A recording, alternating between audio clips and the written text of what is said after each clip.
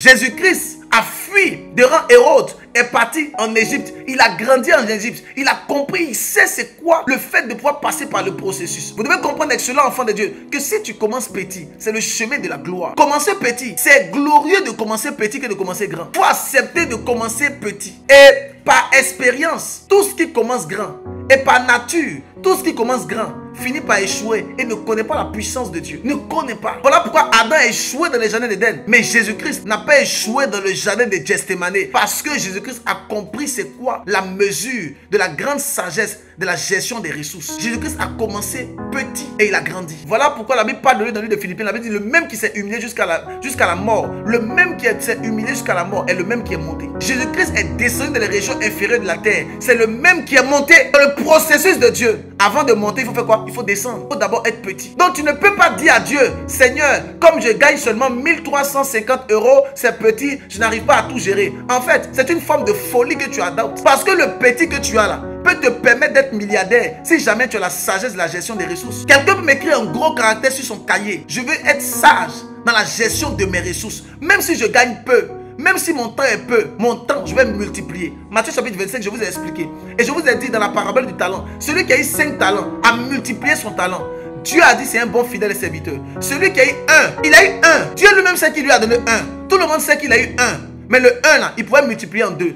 Mais comme il était avide et qu'il était rempli d'une forme de manque de sagesse, de folie, il allait enterrer le 1. Il y a des personnes qui reçoivent le don de la prédication et qui disent non, moi je ne sais pas bien prêcher. Comme je ne sais pas bien prêcher, je ne prêche pas. Frère, petit que tu sais faire là, il faut apprendre à faire. Tu seras excellent dans la prédication. Non, comme je guéris seulement les personnes qui ont des problèmes de maux de tête, la guérison n'est pas continuelle, donc je ne veux plus Écoute-moi, le petit que tu fais là, continue à faire. Tu vas voir que ça va se multiplier. Avant de faire lever les paralytiques devant tout le monde, il faut d'abord guérir mal de tête. Si tu n'as pas appris à guérir les maux de tête, mais comment tu vas guérir les paralytiques? Le ministère, dans la puissance de la guérison, tu commences par le petit. Tu n'arrives pas à chasser un petit démon. Tu vas aller chasser les grands esprits devant les stades. Frère, on ne commence pas au stade. On commence d'abord dans son salon. Tous ceux qui ont commencé au stade sont descendus et ont fini par le salon. Il faut commencer d'abord au salon. Il faut commencer d'abord dans ta chambre. Commence d'abord toi seul à guérir les malades avant d'aller guérir les malades au stade. C'est des personnes qui aiment le stade mais qui n'aiment pas la chambre. C'est d'abord dans la chambre qu'on commence. Dans le lieu secret. Matthieu chapitre 6. Ton Dieu qui voit dans le lieu secret te le rendra. Mais si tu n'as pas la capacité d'entrer dans le lieu secret, mais comment tu feras pour être élevé? Comment tu feras? Éphésiens chapitre 5 verset 15. La Bible dit quoi? Faites donc bien attention à la manière dont vous vous conduisez. Ne vous comportez pas comme des fous, mais comme des hommes sages. Rachetez le temps, car les jours sont mauvais. Faites donc bien attention à la façon dont vous vous conduisez. Je suis en train de prier pour la vie de quelqu'un. Nous parlons des 7 lois de la sagesse. Et la première loi, c'est la sagesse de la gestion des ressources. Et nous avons parlé de la gestion de la ressource au niveau du temps, au niveau des finances. Nous avons parlé de plusieurs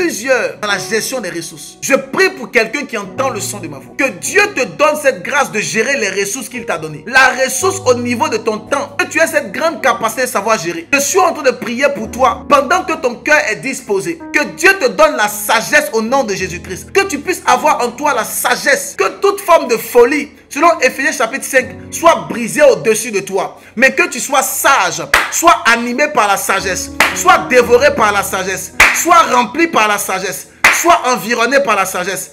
Au nom puissant de Jésus-Christ. Je suis en train de prier pour quelqu'un dont la vie financière, la vie matrimoniale, la vie du temps, la vie de grâce doit se manifester. Et je suis en train de prier pour que Dieu te donne la sagesse dans ton esprit et dans ton âme. Que tu aies la sagesse dans tout ce que tu fais. Mes amis, là où ta sagesse ne se développe pas, je t'assure que ton muscle va parler. Là où ta sagesse ne se développe pas, ton muscle est obligé de parler. Je vous ai dit que dans le livre de Corinthiens, l'apôtre Paul a dit: ma prédication ne repose pas sur des discours persuadés de la sagesse humaine, mais sur une démonstration d'esprit de puissance. Mais quand vous lisez dans le livre des Actes des Apôtres, l'apôtre Paul était obligé de développer sa sagesse. Lorsqu'il est arrivé dans ce grand temple de cette grande déesse qu'on appelait Diane, il a voulu démontrer la puissance. Il dit non, ici on ne veut pas de puissance. C'est la parole. C'est la parole. Arrivé à un moment, tu dois développer une capacité de sagesse qui te permettra de pouvoir faire des choses surnaturelles. Si tu veux emprisonner ta sagesse et développer tes muscles, tu vas te retrouver comme un maçon. Tu vas te retrouver à une dimension où Tu es en train de travailler pour de l'argent. Tu dois développer une grâce extraordinaire en toi. Tu dois développer une puissance, la sagesse que Dieu veut mettre en toi va te rendre milliardaire. Là où tes muscles n'ont pas pu te faire arriver, ta tête va te faire arriver. Je vous ai toujours dit, Dieu n'a pas fait exprès de nous donner un cerveau. Dieu n'a pas fait une erreur de nous donner une addition de réflexion. Dieu n'a pas fait une erreur de pouvoir te donner la matière grise. Dieu t'a donné ça parce qu'il sait qu'il y a un don qui est caché. Voilà pourquoi dans 1 Corinthiens chapitre 12, lorsque Dieu a parlé de la sagesse, quand arrivé dans 1 Corinthiens chapitre 12, la Bible de Dieu dit, le don de sagesse, ce n'est même plus une grâce, c'est un don maintenant. Un don qui est donné par l'Esprit de Dieu. 1 Corinthiens chapitre 12, on parle des paroles de sagesse. Les paroles de sagesse ne sont pas seulement les conseils.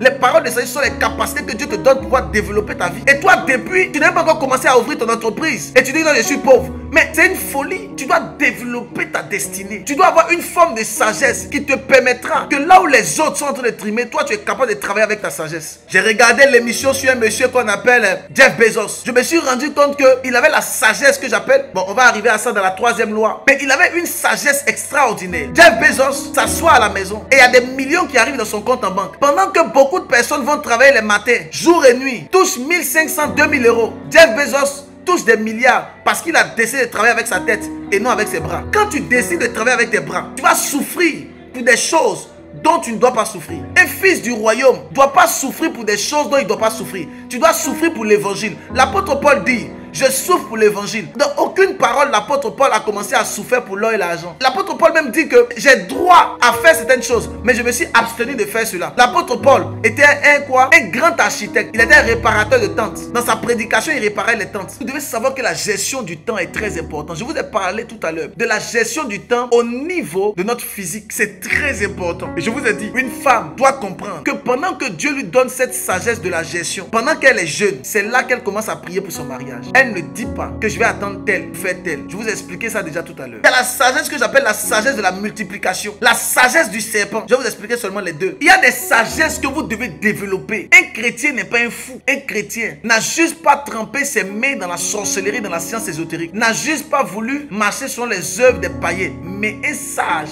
un chrétien doit développer une capacité de sagesse pour ne pas que sa vie puisse être bloquée. Il y a une capacité de sagesse que vous devez développer. Vous devez savoir, mes amis, il y a une grande forme de sagesse que vous devez développer dans votre vie. Là où la folie s'installe, la sagesse a plié bagage. Et là où la sagesse est, la folie n'a plus sa place. J'aimerais lire ces 2 derniers textes avant qu'on puisse faire la prière. Écoutez très bien. J'aimerais vraiment que vous puissiez comprendre ce texte. C'est un texte qui me plaît. La Bible dit, faites donc bien attention à la façon dont vous vous conduisez. Dieu dit de faire attention à la manière dont tu te conduis. Ton Père te parle et ton Dieu dit, fais attention à la manière dont tu te conduis. Alors on se pose la question, pourquoi Dieu nous dit ça? Et regardez ce qu'il dit. Ne vous comportez pas comme des fous. Ne vous comportez pas comme des insensés. Ne vous comportez pas comme des personnes qui sont dénaturées. On ne parle pas aux païens ici, on parle aux chrétiens. Ça veut dire qu'il y a des chrétiens qui marchent comme des fous. Un chrétien, un fils de Dieu. Mais Dieu lui dit, ne vous comportez pas comme des fous. J'ai compris que la folie de Dieu n'est pas le fait de se déshabiller et n'est pas le fait d'avoir une forme de déprès. Mais la folie selon Dieu, c'est l'absence de la sagesse. Éphésiens 5 verset 15. Ne vous comportez pas comme des fous, mais comme des sages. Parce que l'absence de la sagesse est l'installation de la folie. Tu vas voir quelqu'un qui est en cravate, en 3 pièces, bien taillé et qui va au travail.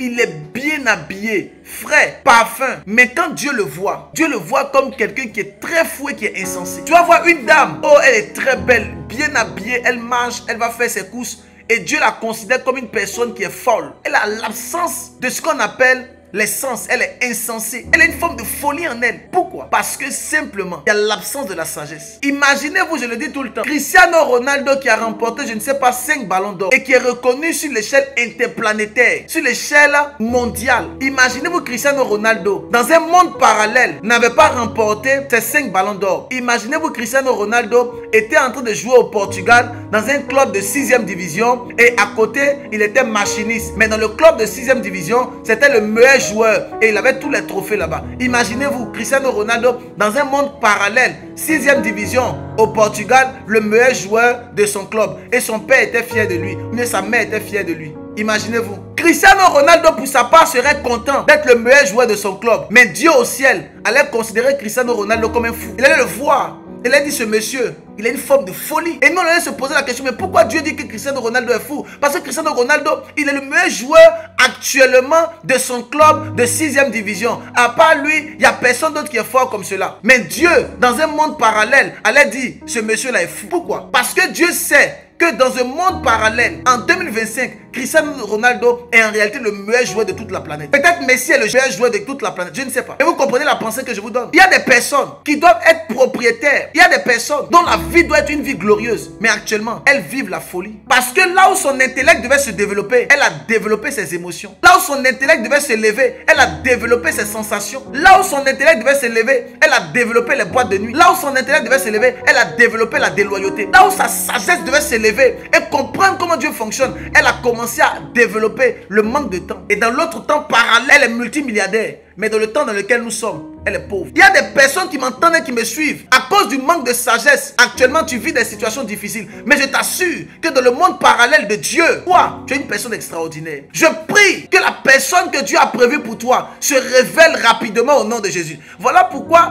Dieu nous dit, revenez sur le chemin. Pourquoi? Parce que tu es sorti du chemin, tu es dans un autre monde parallèle. Dans le vrai monde que Dieu a prévu pour toi, tu n'es pas ce que tu es aujourd'hui. Et c'est comme ça que les prophètes souvent prophétisent et on vous dit, tu n'es pas sur le chemin que Dieu a prévu pour toi. Ça veut te dire simplement que tu es dans un monde parallèle. Dans le monde dans lequel tu es pauvre et tu vis des situations compliquées. Mais dans l'autre monde, ce que Dieu a préparé pour toi, ce sont des chemins de paix et de gloire. Jérémie 29, verset 11. Je connais les projets que j'ai formulés pour toi. Ce sont des projets de paix et non de malheur, afin que tu aies de l'avenir et de l'espérance. Voilà ce que Dieu prépare pour toi. Mais le problème, c'est que dans le monde dans lequel tu es actuellement, tu développes une forme de débauche, une forme de précarité, de pauvreté. À tel enseigne que souvent, tu vis des situations que personne ne connaît. Mais Dieu connaît et Dieu te considère comme un fou. Voilà pourquoi le texte de cet après-midi, j'aimerais que tu le médites. Éphésiens 5, verset 15. J'aimerais que tu lis ce texte, s'il te plaît, jusqu'au soir. Lis le texte, relis-le, s'il te plaît. Tu dois dormir avec ce texte et tu dois comprendre qu'à partir d'aujourd'hui, je reviens sur le chemin que Dieu a préparé pour moi. Je refuse toute forme de manque de sagesse. Je suis un fils du royaume. Je ne marche pas par la folie, je marche par la sagesse. Comment cela est possible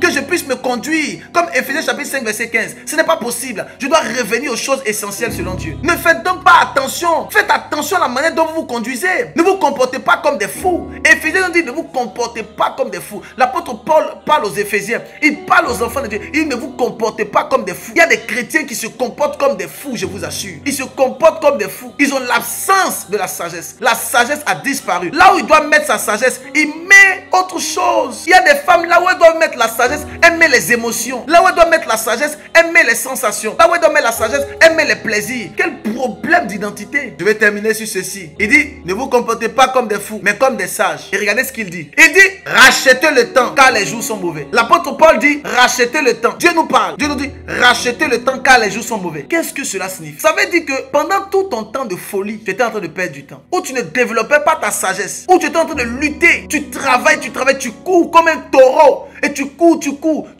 Oui, moi je suis arrivé en Europe, je vais me défendre. Ça va avancer. Et puis tu cours comme un fou. Je suis en Côte d'Ivoire, je suis au Sénégal, je suis au Cameroun. Je dois avancer. Et puis il travaille comme un fou. J'aimerais te dire, Dieu dit, rachetez le temps, car les jours sont mauvais.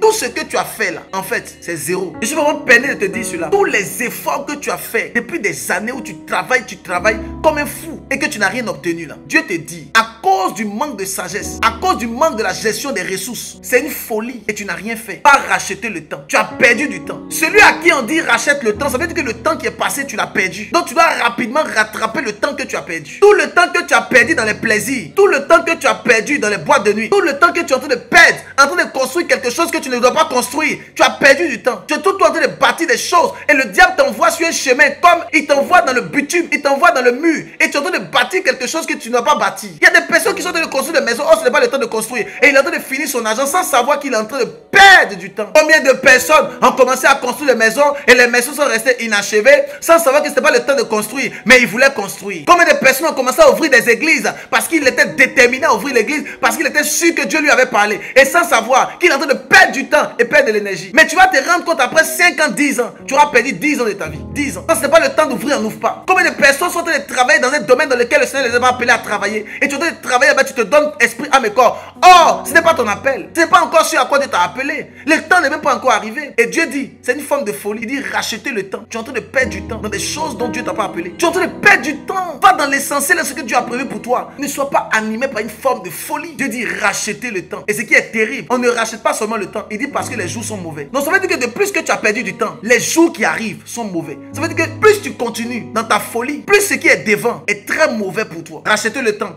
Car la conséquence, c'est que les jours qui arrivent arrivent sont des jours mauvais. Apocalypse chapitre 12, la Bible dit, allez à la mer et à la terre, car le diable est descendu vers vous, animé d'une grande colère, sachant qu'il a peu de temps. Le diable n'a pas de temps. Il veut détruire. Et toi, il te met sur un chemin pour te détruire et tu continues dans le chemin. Dieu dit, rachète rapidement le temps. Sors de là parce que les jours sont mauvais. Si tu continues, ce qui va t'arriver, c'est très mauvais. Le problème, c'est que ça prend du temps. Et pendant que ça prend du temps, toi, tu te dis que tu es sur le bon chemin. Sors de ce chemin-là. Reprends le chemin de Dieu qui t'a donné initialement. Reprends la route que Dieu t'a donnée. Elle est peut-être difficile, mais c'est la route que Dieu te donne. Parce que tu ne connais pas le futur. C'est Dieu qui maintient cela. Mais si tu continues dans ta route, tu vas te retrouver dans les problèmes et dans la précarité. Dieu dit rachetez le temps. Les jours sont mauvais. Les jours sont très mauvais. Nous devons racheter le temps, mes amis. Nous devons racheter le temps. Revenir sur ce que Dieu a préparé pour toi. La femme que tu as laissée, va l'épouser. C'est elle la femme de ta vie. Ne va pas prendre une autre. Prends la femme que tu as rejetée, va la prendre. Racheter le temps. L'homme que tu as abandonné pour cet homme qui a de l'argent, va chercher ton vrai mari. Parce que celui que tu as actuellement là, il va te détruire. Racheter le temps. Les jours sont mauvais. Racheter le temps. L'église que tu as quittée, c'est ton église. Va retrouver ton pasteur. Va retrouver. C'est pas grave. Même si tu as honte, va l'appeler